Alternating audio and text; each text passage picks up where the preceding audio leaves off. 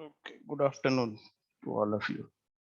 तो हम लोग जो है सेशनल के पहले ब्रेन कंप्यूटर इंटरफेस पे कुछ बात कर रहे थे कि ब्रेन कंप्यूटर इंटरफेस कैसे वर्क करता है, किस तरह से ये काम करता है।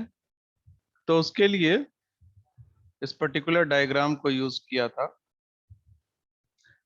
जिसमें ये दिखाया गया था कि तीन तरह के न्यूरोट्रांसमीटर्स यूज किए गए, यानी तीन तरह के डिवाइसेस प्लांट की गई ब्रेन में, and depending on the position of their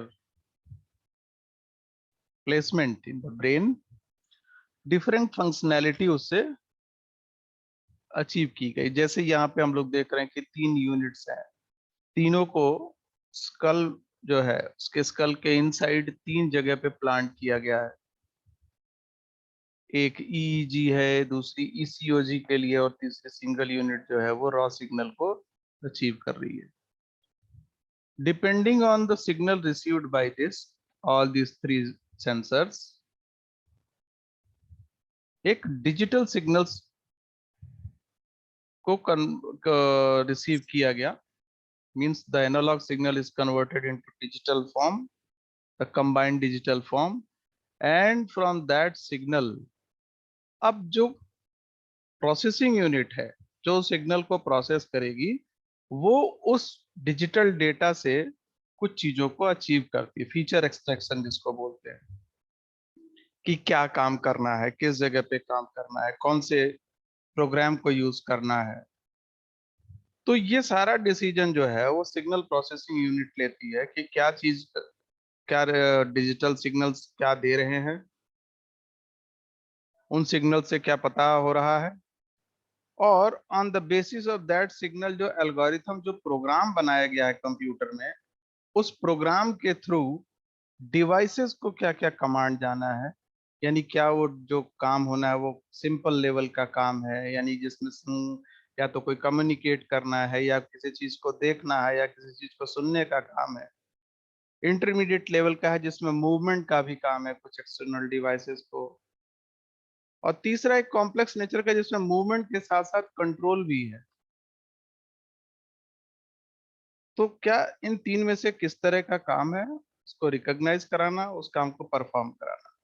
जब ये तीनों काम हो रहे होंगे तो उसका फीडबैक जो जनरेट होगा वो दो तरह से होगा, एक तो विजुअल आंख से देख करके, और दूसरा न्यूरो प्रोस्थेटिक लिम्स जो होते हैं, यानी कि मूवमेंट ऑफ आर्म्स लेग्स जो हैं उनके हिसाब से भी जो जो कुछ भी डेटा रिसीव हो रहा है वो वापस फिर ब्रेन को जाता है, और उसके अकॉर्डिंग फिर से एक नया सिग्नल जनरेट होता है। तो ये कंप्लीट एक प्रोसेस हो गया बीसीआई सिस्टम का। इसकी बात हम लोगों ने पीछे लेक्चर में भी की।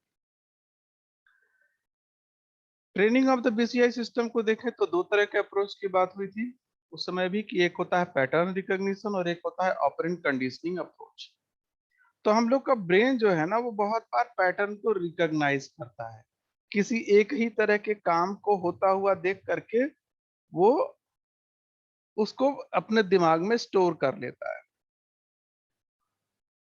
तो जैसे आपने देखा हो कि जब आप कोई गाड़ी चलाना सीखते हैं, जैसे टू व्हीलर चलाना सीख रहे हैं, स्कूटर है या बाइक है, तो स्टार्ट में आपको बहुत दिक्कत आती है, क्योंकि ब्रेन से जो सिग्नल जाना चाहिए वो, ब्रेन कुछ कह रहा है कि भाई सामने कोई दिख रहा है, ब्रेक लगाना है, लेकिन हाथ और पैरों को मूवमेंट जा नहीं रही वो, या बिल्कुल ब्रेन फ्रीज हो गया, ब्रेक ही नहीं लग रहा, या एक्सीलेटर दब गया ब्रेन की जगह, कुछ इस तरह का हो गया। कुछ समय बाद आप ही जब धीरे धीरे धीरे धीरे गाड़ी चलाने लगते हैं तो आपने ध्यान दिया होगा कि आप ब्रेक कब लगाते हैं, कब एक्सेलेरेटर मूव कराते हैं, कब गियर चेंज करते हैं, ये आपको भी नहीं पता लगता। और ये सारे सिग्नल ब्रेन से जनरेट होकर के मसल के थ्रू वो काम को करा रहे होते हैं। यानी ब्रेन ने उस पैटर्न को इतना जल्दी रिकॉग्नाइज किया हुआ है कि on the basis of that pattern क्या एक्शन होना है ये अपने आप हो रहा है। ब्रेन उन सिग्नल को सेंड कर रहा है, हाथ और पैरों में वो मूवमेंट हो रही है, और इस तरह की चीजें हो रही हैं। इसके अलावा ये तो नेचुरल है, इसके अलावा अपरेंट कंडीशनिंग भी होती है जो अचानक से हो जाए। उस कंडीशनिंग के लिए भी ब्रेन तैयार होता है कि ऑल ऑफ सडन कोई आपके सामने आ गया, उसके लिए कोई पैटर्न नहीं पहले से बना हुआ है, उस वक्त भी ब्रेन जो है उस चीज को रिकॉग्नाइज करता है और फिर जो है आप ब्रेक पेडल को दबा देते हैं। तो दोनों कंडीशन के लिए ब्रेन जो है वो रिस्पॉन्सिबल है, और ये काम ये जो करता है ये इन्हीं चीजों, इन्हीं ब्लॉक्स के थ्रू करता है। Technique for multi channel acquisition system, यानी कि कई जगहों से सिग्नल को लेना और सिग्नल के आधार पे निर्णय लेना, और निर्णय को लेने के बाद से किसी सिग्नल को प्रोसेस करना, रियल टाइम एनालिसिस करना कि क्या चीज दिख रही है, क्या एक्शन होना है, उस बेसिस पे उसको टेलीमेट्री करना और फिर वो परफॉर्म करना। तो अब ये पार्ट तो हो गया कि अगर बॉडी, ब्रेन अब उसी बॉडी में ये काम करा रहा है तब तो ऐसा है, लेकिन ब्रेन जो चीज देख रहा है उससे उसको काम किसी और मेथड से कराना है, किसी मशीन से कराना है या किसी दूसरे जगह कराना है, तो फिर जो वो सिग्नल जनरेट हो रहा है उसको वो भेजेगा, कम्युनिकेट करेगा, टेलीमेट्री, यानी कि अब वो सिग्नल जनरेट करके कहीं सेंड किया जाएगा, ट्रांसमिट किया जाएगा, और दूसरी जगह वो सिग्नल रिसीव होगा टेलीमेट्री रिसीवर से। रिसीव होने के बाद वहां पे जो डिवाइस है, जो रोबोट है या जो कोई भी मशीन है, उस सिग्नल को रिसीव करने के बाद उस तरह का काम करेगी। अगर उस तरह के काम में कहीं से भी कोई प्रॉब्लम दिखती है या किसी और सुधार की गुंजाइश दिखती है, तो वो टेक्टाइल एंड प्रोप्रियोसेप्टिव फीडबैक या विजुअल फीडबैक के थ्रू फिर से ब्रेन को जाता है और फिर से एक करेक्ट एक्शन या करेक्टिव एक्शन वहां से ट्रांसमिट होता है, और ये कंप्लीट प्रोसेस इस तरह से चल रहा होता है। तो हम लोग के ह्यूमन बॉडी में ब्रेन बॉडी के सारे ही पार्ट को कंट्रोल कर रहा होता है। तो तभी इसलिए कहा कि ब्रेन में ही जब हम गाड़ी चला रहे थे तो बहुत सारी चीज सोच भी रहे होते हैं, यानी ब्रेन का एक पार्ट किसी चीज के में और भी इन्वॉल्व है, सोचने में। और हम गाड़ी भी चला रहे हैं और गाड़ी कैसे चला रहे हैं हमको पता भी नहीं है, वो अपने आप चलाते चले जा रहे हैं, चीजों को देखते जा रहे हैं, सामने कोई चीज आ रही है, कब ब्रेक लग रहा है, कब एक्सीलेटर हो रहा है, कब गियर चेंज हो रहा है, ब्रेन इन सिग्नल्स को भी दे रहा है। तो ये पैटर्न रिकॉग्निशन में आ गया। अचानक से कोई चीज होती है, कोई एक्शन लेना है, तो वो ऑपरेंट कंडीशनिंग अप्रोच में है। तो अगर ब्रेन बॉडी में इटसेल्फ है तब तो हमको ये चीज पता ही नहीं लगती है, लेकिन अगर ब्रेन किसी दूसरे आर्टिफिशियल मशीन से ये काम करा रहा है, तो फिर वहां पे टेलीमेट्री की जरूरत होती है, सिग्नल सेंड करने की जरूरत होती है, वहां पे सिग्नल रिसीव होगा, कोई आर्टिफिशियल मशीन उस काम को फिर परफॉर्म करेगी। तो ये हो गया ट्रेनिंग ऑफ बीसीआई सिस्टम, यानी कि ब्रेन कंप्यूटर इंटरफेस सिस्टम। तीन तरह की चीजें हैं, तीन तरह के अप्रोच हैं। इन्वेसिव, यानी कि ब्रेन में कोई चीज को प्लांट किया जाए। इन्वेसिव का मतलब होता है कि कहीं भी अंदर किसी जगह पे इन्वेसिव एक्शन का, इन्वेसिव की हिंदी मीनिंग तो कह लें हमला, किसी जगह हमला करना। लेकिन यहाँ पे ऐसा कोई अर्थ नहीं है, यहाँ पे इसका अर्थ सिर्फ ये है कि हम लोग ब्रेन में किसी चीज को प्लांट कर रहे हैं उसके इनसाइड। तो ये पूरी तरह से इनसाइड है तो वो इन्वेसिव है। सेमी इन्वेसिव यानी कि some part is inside, some part is outside the brain. Non invasive में वो टोटली बाहर है, इनसाइड नहीं है। तो ये तीन अप्रोच यूज होते हैं बीसीआई के, ब्रेन कंप्यूटर इंटरफेस अप्रोच में। अब EEG based BCI, electroencephalograph, is method used in measuring the electrical activity of the brain. Brain की इलेक्ट्रिकल एक्टिविटी को मेजर करने के तरीके को ही कहा जाता है इलेक्ट्रोएन्सेफेलोग्राफी। इसमें हम लोगों ने बात की थी कि 5 तरह के सिग्नल जनरेट होते हैं, 5 बैंड होते हैं, डेल्टा, थीटा, अल्फा, बीटा और गामा, जिसकी अलग अलग अपनी फ्रीक्वेंसी रेंज है। The basic frequency of the EEG range is classified into 5 bands of purpose of EEG analysis, जिसको हम ब्रेन रिदम भी बोलते हैं, यानी ब्रेन्स में जो सिग्नल जनरेट हो रहे हैं, पर्टिकुलर सिग्नल्स किस फ्रीक्वेंसी के हैं और उनकी रिदम कैसी है, कि कब उनकी जो है वो अपसाइड मूवमेंट हो रही है, कब डाउन साइड मूवमेंट हो रही है, क्या उनमें कोई एक रिलेशन बन रहा है या नहीं बन रहा है। ये सारे जो पैटर्न बनते हैं, इन सारे पैटर्न के आधार पे जो डॉक्टर है या जो आदमी उस पर्टिकुलर ब्रेन के बारे में स्टडी करना चाह रहा है, वो एक कंक्लूजन पे पहुंचता है। अब इसमें भी हर एक वेव्स के अपने अपने परफॉर्मेंस है, अपने अपने एक इंडिकेशन है। जैसे alpha rhythm is one of the principal components of EEG. तो जो थर्ड पोजीशन पे है बैंड में अल्फा, जिसकी फ्रीक्वेंसी 8 to 13 हर्ट्ज है। ये इंडिकेट करता है अलर्टनेस ऑफ द ब्रेन, कि पर्टिकुलर उस आदमी का ब्रेन कितना अलर्ट। तो alertness of the brain is determined by the alpha band of frequencies. इसी तरह से बाकी और की 4 की भी जो है अपनी प्रॉपर्टीज हैं। तो इसमें बहुत सारा काम स्टार्ट से कुछ तो अर्ली 1970 से स्टार्ट हो गया, लेकिन अगर कहने मेजर ब्रेक थ्रू तो वो 2000 के बाद से आई है। 2000 के बाद से इसमें बहुत सारे बदलाव है। Algorithms to reconstruct movement from motor cortex neurons which control movement were developed in 1970s। यानी मोटर कॉर्टेक्स स्कल के नीचे का पार्ट जो है, वहां पे जो न्यूरॉन्स है, उन न्यूरॉन्स के में जो सिग्नल जनरेट हो रहा है, उन सिग्नल के आधार पे कुछ एल्गोरिथम डेवलप करने का प्रयास हुआ 1970 में। First intracortical brain computer interface was built by implanting neurotrophic cone electrodes into monkeys. यानी कि पहले बंदरों में इस तरह के न्यूरोट्रांसमीटर्स लगाए गए, इम्प्लांट किए गए, इन्वेज किए गए, जिसको कहा neurotrophic cone electrodes. After conducting initial studies in rats during the 1990s, और चूहों पे 1990 में जब इन रिसेप्टर्स को यूज करके देखा गया, उस पर रिसर्च किया गया, उसकी स्टडी की गई, तो researchers developed brain computer interface that decoded brain activity in monkeys and use the devices to reproduce monkey movements in robotic arm। तो उनकी ब्रेन की एक्टिविटी क्या हो रही थी उसको जब स्टडी किया, और स्टडी कैसे किया, उनके ब्रेन में कुछ सेंसर्स, कुछ इस तरह के इलेक्ट्रोड्स को प्लांट करके, और उनके उन एक्शंस के आधार पर, यानी जो सिग्नल उसमें जनरेट हो रहा था उस वेव फॉर्म को देखा, और उनके कुछ एक्शन को देखा कि पर्टिकुलर इस तरह की जब वेव फॉर्म ब्रेन में जनरेट हुई तो बंदरों ने कुछ इस तरह का एक्शन परफॉर्म किया। उनके इस तरह के आचरण से, बिहेवियर से, फिर वैज्ञानिकों को थोड़ा ये समझ में आया कि अगर ये पर्टिकुलर वेव फॉर्म भेजी जाए तो मंकी इस तरह का बिहेव करता है, तो अगर कोई आर्टिफिशियल रोबोट बनाया जाए तो उसके आर्म की मूवमेंट क्या होगी, क्योंकि इस तरह की वेवफॉर्म जब जनरेट हुई बंदरों में पर्टिकुलर तरह की, तो उनके हाथों की मूवमेंट कुछ इस तरह की। तो उसके आधार पे फिर वो निर्णय लिए, और उसके आधार पर उन्होंने कुछ एल्गोरिथम बनाई, कुछ उस तरह के प्रोग्राम बनाए। तो ये सिलसिला 1990 से स्टार्ट हुआ। अभी अगर देखा जाए तो प्रेजेंट डेवलपमेंट्स में BCI for tetraplegics, brain controlled robots आ गए हैं, ब्रेन गेट बीसीआई आ गया है, ATR and Honda's due BCI.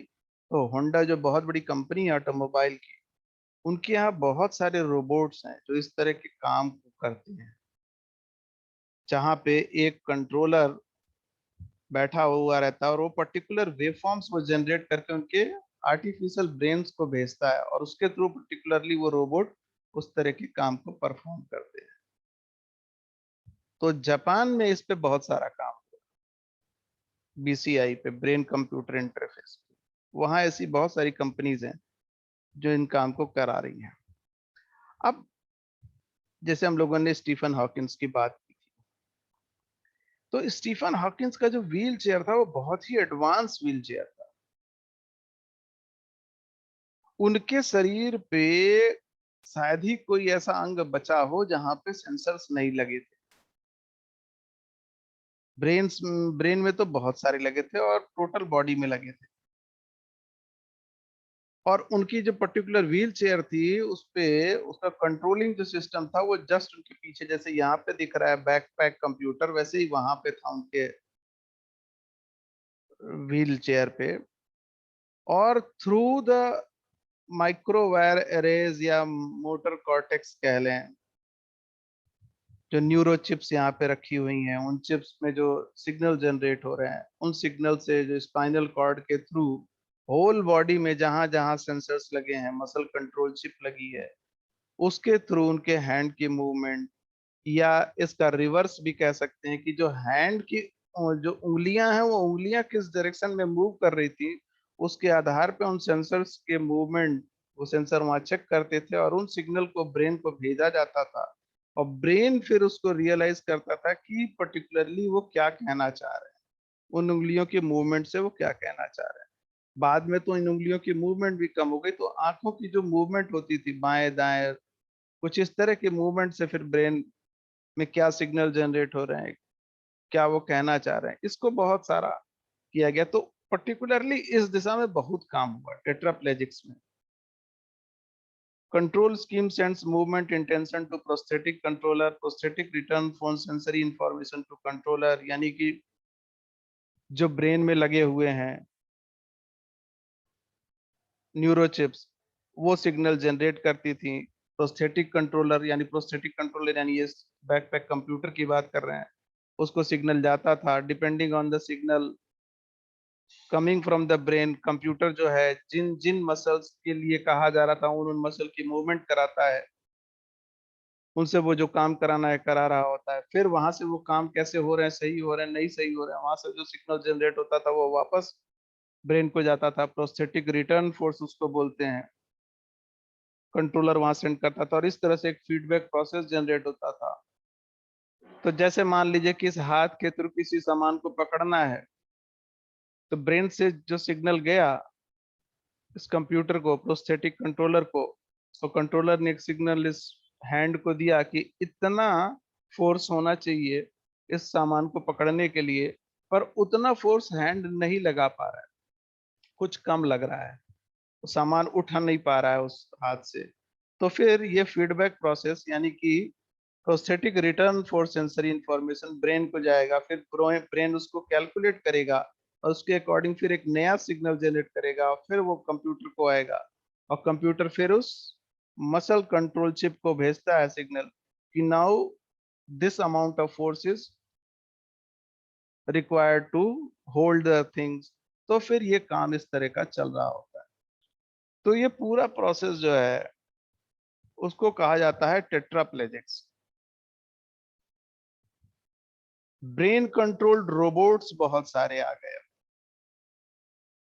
Robot hand mimic subjects finger movement, जो यूजर है उसकी फिंगर मूवमेंट्स को अब रोबोट एग्जैक्टली उसी तरह से उस फिंगर मूवमेंट्स को कर रहे होते हैं। यानी कि अगर कोई आदमी है वो अपने बाएं दाएं दूसरी तीसरी चौथी पांचवी उंगलियों को जैसे भी हिला रहा है, रोबोटिक हैंड भी बिल्कुल जैसे वो अपनी एक उंगली को उठाता तो दूसरी रोबोट भी उसी तरह से उसको उठा रहा होता है। बाई सीइंग द पैटर्न कि क्या पैटर्न है, किस तरह का पैटर्न है, उस पैटर्न को रोबोट अपने ब्रेन में यानी अपने आर्टिफिशियल ब्रेन में उसको एक उसकी पिक्चर बनाता है, और उसके थ्रू फिर अपने जो आर्टिफिशियल हैंड है उसकी उस पर्टिकुलर उंगली को उठाता है। तो ये ब्रेन कंट्रोल्ड रोबोट्स हो गए। Signals extracted and decoded bye computer program, पूरे काम को करने के लिए रोबोट हैंड जो है, जो भी सब्जेक्ट है जो यूजर है उसकी फिंगर मूवमेंट को वॉच करना, वॉच करने के बाद सिग्नल्स को भेजा जाना, एक्सट्रैक्ट करना, फिर उसके में जो कंप्यूटर लगा है उस कंप्यूटर प्रोग्राम के थ्रू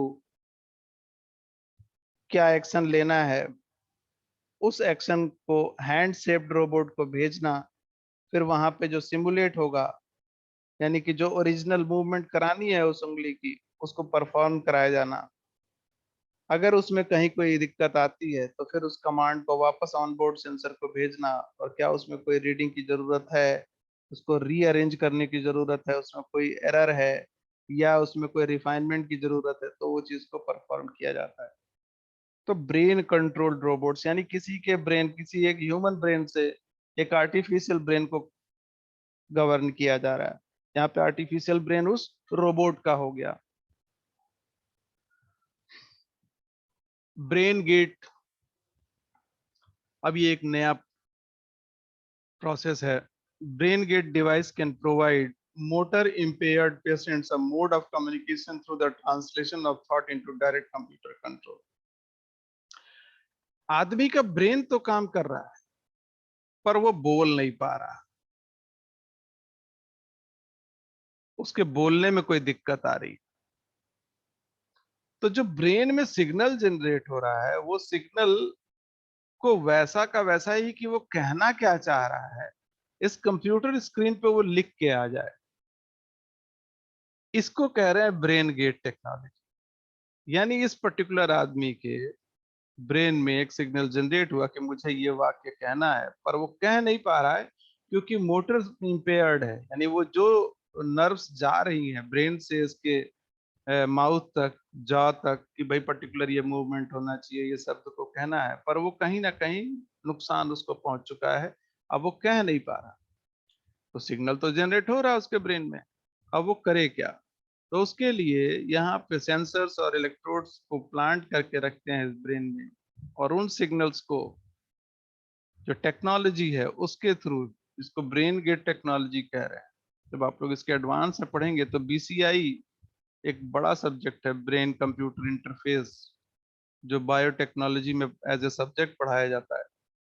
तो वहाँ पे इन सारी टेक्नोलॉजीज की बात करते हैं कि ब्रेन गेट टेक्नोलॉजी क्या है, पर्टिकुलर इस टॉपिक पे सेमिनार होता है ब्रेन गेट क्या है। तो वहाँ पे ये बताया जाता है कि किस किस तरह से सिग्नल जनरेट होता है, फिर सिग्नल्स को कैसे रिसीव करते हैं, फिर वो किस तरह से रिसीव्ड सिग्नल को ये समझा जाए कि पर्टिकुलरली इस ब्रेन से ये चीज कही जा रही है, और उसको फिर यहाँ पे डिस्प्ले कराए कंप्यूटर पैनल पे। तो ये सारा काम ब्रेन गेट टेक्नोलॉजी में होता है। फीचर्स की बात कर लें कि ब्रेन गेट बीसीआई में फीचर्स क्या है, तो यहाँ पे आपको दिख रहा है कि एक आदमी की ये जो है स्कल है, और स्कल से जुड़ा हुआ कुछ सेंसर्स को चिपका गया है, उससे और एक वायर जनरेट हो रहा है और बहुत सारी जा रहा है। ये चीजें जो है आजकल अपराधियों के बहुत सारे बिहेवियर को चेक करने के लिए भी आजकल करते हैं। तो बहुत सारे टेस्ट जो है वो सीबीआई या रॉ इस तरह का परफॉर्म करती है, पर्टिकुलर कोई कंडीशन दिखा करके कि अपराधी के दिमाग में क्या चल रहा है वो बताए, क्योंकि वो बोलना नहीं चाहता, वो कुछ बोल नहीं रहा है जानबूझ करके भी। तो अब कैसे जाने कि इसके दिमाग में क्या चल रहा है? तो इस टेक्नोलॉजी का यूज कर रहे हैं। इसके लिए जो सबसे पहली जरूरत है वो है न्यूरल इंटरफेस डिवाइस। यानी इस दिमाग में जो चीज जनरेट हो रही है, जो सिग्नल जनरेट हो रहा है, तो न्यूरॉन्स में होता है, इसलिए इसका नाम स्टार्ट हुआ न्यूरल। यानी न्यूरॉन्स के थ्रू जो सिग्नल आ रहा है उसको इंटरफेस करने के लिए इस डिवाइस को यहाँ पे आइदर आउटसाइड यूज करते हैं या समटाइम्स इनसाइड भी करते हैं। Consist of signal sensor and external processor. अब यहाँ से जो सिग्नल जनरेट हुआ उस सिग्नल को सेंस करना, उसके लिए पर्टिकुलर सेंसर्स यूज होते हैं। उन सेंसर्स के थ्रू जो सिग्नल जा रहा है उसके को आइडेंटिफाई करने के लिए एक्सटर्नल प्रोसेसर की जरूरत पड़ती है। जो सिग्नल गया वो उसको आउटपुट सिग्नल्स के फॉर्म में कन्वर्ट करने के लिए डिवाइस यूज होती है।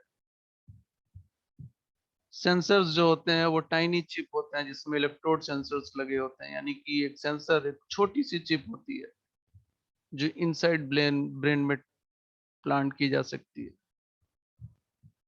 तो फिल्मों में हम लोगों ने देखा है इस तरह की चीजों को, तो खास करके हॉलीवुड मूवीज में और साउथ इंडियन मूवीज में, कि बेहोश करके और किसी के ब्रेन में ही कोई चिप प्लांट कर दी। अब उस आदमी को ही नहीं पता है कि उसके ही के बॉडी के थ्रू ही सिग्नल जा रहे हैं, और उसको पता भी नहीं लग रहा। तो इस तरह की चीजें मूवी में तो दिखाई देती हैं, और वैसा अब आगे हो सकता है कि ये चीज हम लोग को दिखनी भी शुरू हो जाए, क्योंकि बहुत सारी चीजें तो अब दिख भी रही हैं। जैसे हम लोग कुछ दिन पहले बात कर रहे थे ड्रोन वाली, और वो देखिए ड्रोन से जो है अब अटैक स्टार्ट हो गए। तो कुछ दिनों पहले जम्मू में जो अटैक हुआ तो उसमें दिखाई कि ड्रोन का यूज करके किसी भी जगह पे हमला कराया जा सकता है। अब वहां पे ये रूल है कि 250 ग्राम से ज्यादा का ड्रोन नहीं यूज किया जा सकता। पर दिक्कत ये आ रही है कि वो रडार में कवर नहीं हो रहे, एंटी ड्रोन सिस्टम वहां पे लगा नहीं था। तो बहुत लो फ्लाई करते हैं, बहुत नीचे उड़ते हैं ड्रोन, तो वो रडार में नहीं पकड़ में आते। अब इतने नीचे जो उड़ रहे हैं उनको एक ही तरीका है कि बिल्कुल विजिलेंट होकर के या तो उनको वहीं पे मार गिराया जाए थ्रू ग्राउंड, क्योंकि उनको किसी प्लेन के थ्रू मारना तो इतना आसान नहीं होगा क्योंकि वो इतना नीचे उड़ रहे हैं। और दूसरा उसमें एक्सप्लोसिव मटेरियल भी हो सकता है। तो इस तरह की दिक्कत तो आ रही है। तो टेक्नोलॉजी जैसे जैसे आ रही है उसके साथ साथ उस तरह की दिक्कतें भी आ रही हैं। तो वैसे यहाँ भी है कि बीसीआई का यूज किया जा सकता है किसी के ब्रेन में इस तरह की चिप प्लांट करके, और उसके दिमाग में क्या चल रहा है उसकी स्टडी कहीं और हो, या उसके ब्रेन में कोई चिप प्लांट कर दिया और कोई सिग्नल दूसरे तरह का उसको भेजा जाए और वो आदमी उस तरह का वहां परफॉर्म करने लगे, जो उसको खुद ही नहीं समझ में आ रहा है कि वैसा कर क्यों रहा है, क्योंकि उसकी कंट्रोलिंग कहीं और से हो रही है। तो इस तरह की चीजें ब्रेन गेट में हो सकती है।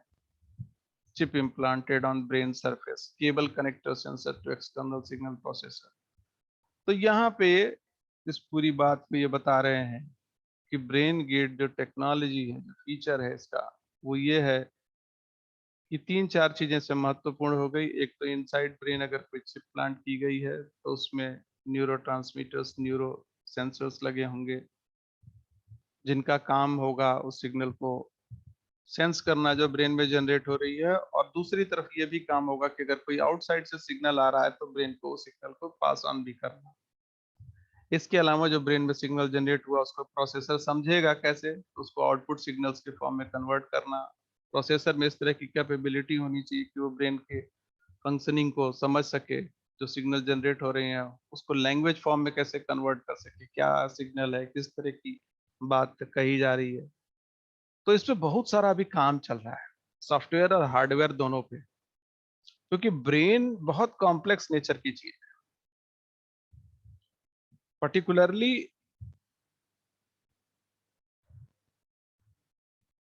वो क्या कहना चाह रहा है ये समझना बहुत जरूरी है।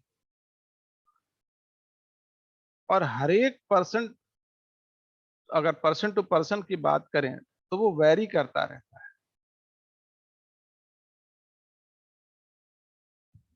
ये बहुत जरूरी है इस चीज को समझना कि किसी पर्टिकुलर सिचुएशन के लिए एक ब्रेन में किस तरह का सिग्नल जनरेट हो रहा है, और उसी सिचुएशन के लिए किसी दूसरे पर्सन के ब्रेन में किस तरह का सिग्नल जनरेट हो रहा है। तो जो क्रिमिनल माइंड के लोग होते हैं उनको किसी सिचुएशन में किस तरह का सिग्नल जनरेट हो रहा है, उस सिग्नल की स्टडी करना, उसके आधार पे एल्गोरिथम बनाना, प्रोग्राम बनाना, फिर उसकी स्टडी करके पता लगाना कि पर्टिकुलर सिचुएशन में वो कैसे रिएक्ट करते हैं, कैसे पता लगाएं। तो ये सारा काम जो है वो सॉफ्टवेयर फील्ड में भी चल रहा है। हार्डवेयर की फील्ड में कह लें तो हार्डवेयर में ऐसी ऐसी डिवाइसेस अब खोजी जा रही हैं जो ब्रेन के हर एक हिस्से को इजीली ट्रैक कर सकें, मॉनिटर कर सकें। उनमें जो छोटे से छोटे सिग्नल भी जनरेट हो रहे हैं उसको चेक कर सकें, रिट्रीव कर सकें, सेंड कर सकें, ट्रांसमिट कर सकें। तो ऐसी डिवाइसेस बनाने का प्रयास हो रहा है।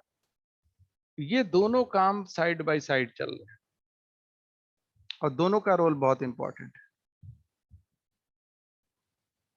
उस तरह के डिवाइसेस का होना बहुत जरूरी है, और उस तरह की डिवाइसेस के साथ साथ कंप्यूटर में वो एबिलिटी होना भी बहुत जरूरी है कि वो उन चीजों को समझ सके। अगर ये दोनों चीजें नहीं होंगी तो वर्क परफॉर्म नहीं होगा।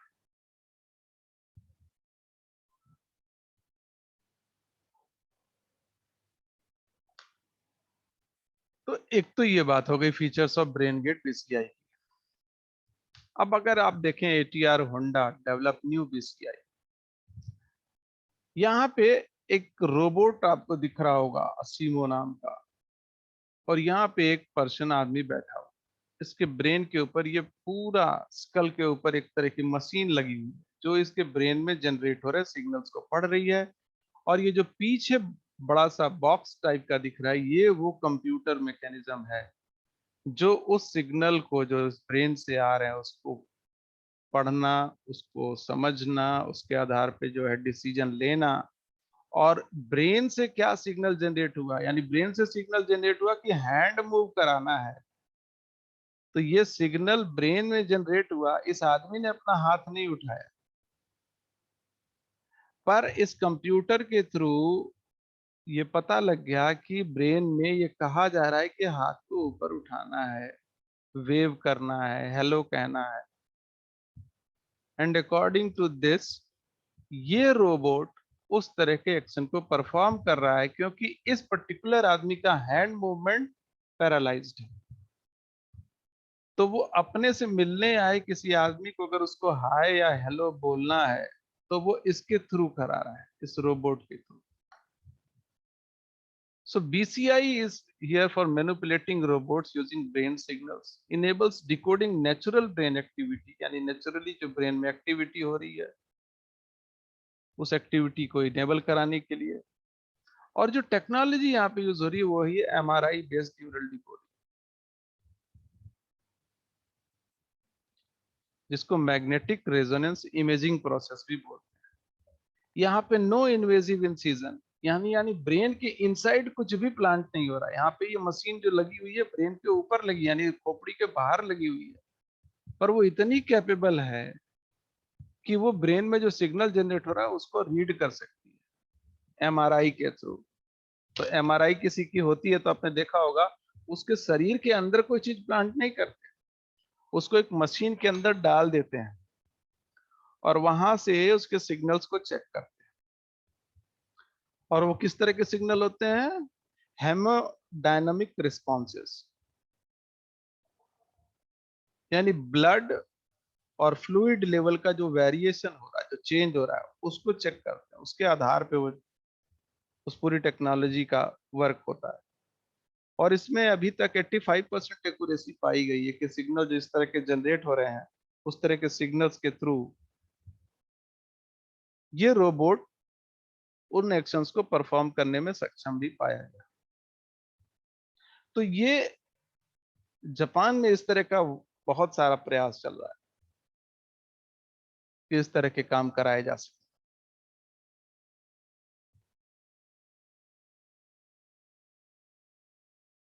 फिर इसके बाद है BCI 2000।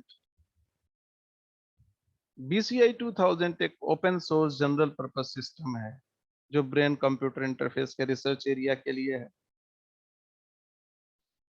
अगर इसका कहा जाए काम, तो ये कुछ काम जो करता है वो ये है, पहले तो डेटा एक्विजिशन यानी डेटा को इकट्ठा करना, उन डेटा के आधार पे किस तरह के काम को किया जाना है उस तरह के स्टिमुलस का प्रेजेंटेशन। स्टिमुलस यानी कि उन सिग्नल्स के आधार पे किस तरह का एक्शन किया गया, उसके लिए क्या क्या चीज जरूरी हुई, उनको प्रेजेंट करना और ब्रेन को मॉनिटर करना, यानी ब्रेन मॉनिटरिंग एप्लीकेशंस को परफॉर्म करा। तो during operation BCI 2000 stores data in a common format, जिसको GDF फाइल कहा। BCI 2000 also includes several tools for data import or conversion and export facility to ASCII। BCI 2000 जो है उसमें कुछ ऐसे टूल्स भी हैं जो डेटा को इंपोर्ट करते हैं, कन्वर्ट करते हैं।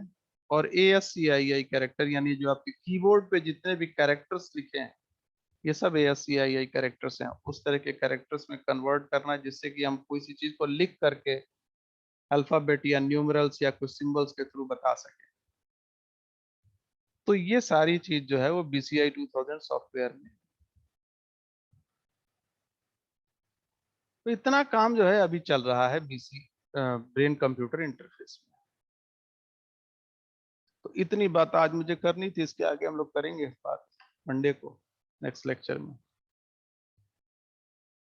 तो आज के लिए अभी यही रोक देते हैं।